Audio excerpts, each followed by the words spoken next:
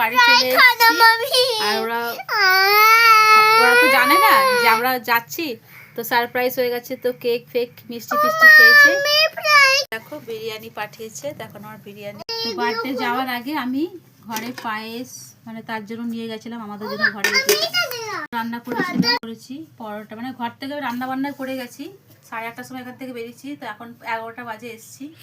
তো তো খাবার তোরা করতে পারেনি, তো বিরিয়ানি পাঠিয়েছে। বিরিয়ানি মানে অনেক করছিলাম, তা সত্ত্বেও দিয়েছে। যাই হোক, দেখো পায়েসটা করেছি, খোয়া খোয়া দিয়েছি। বিরিয়ানি সবারই ভালো লাগে, তাই না? দেখো,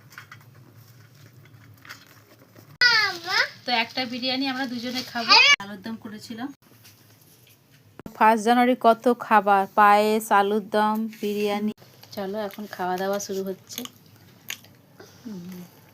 তো কি খাচ্ছ? তো চিকেন বিরিয়ানি আছে, টেস্টি আছে, মনে দেখিয়ে দেখি। নাইস মনে হয় এটা। নাইস। চাল ফাল সব ঝাল লাগছে। হ্যাঁ, ঝাল লাগে ভাই, পায়েস খাওয়াচ্ছে, পেট মেট খারাপ করাবে নাকি? ঝাল লাগে জল খাবে না। এখন খাওয়া দাওয়ার পর্ব চলছে। ভেবেছিলাম বিরিয়ানিটা খেতে পারবো না, কিন্তু বিরিয়ানিটা খুব ভালো লাগছে খেতে, তার একটা প্যাকেট খুলে নিলাম। বিরিয়ানিটা পাঠিয়েছিল, বিরিয়ানিটা খুব টেস্ট হয়েছে।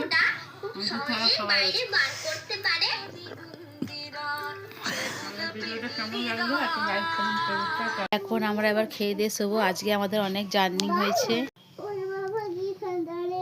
এখন ঠান্ডা লাগছে, তখন বলছিলাম আয় টুপি পরে নে, না এখন আছে। এখন শুয়ে পড়বো। এই যে নাইট রুম জ্বেলে দিচ্ছি, খাওয়া দাওয়া কমপ্লিট। অনেক কষ্ট হয়েছে, গেছিলাম হাওড়ায়, তারপরে এসলাম। By, good night.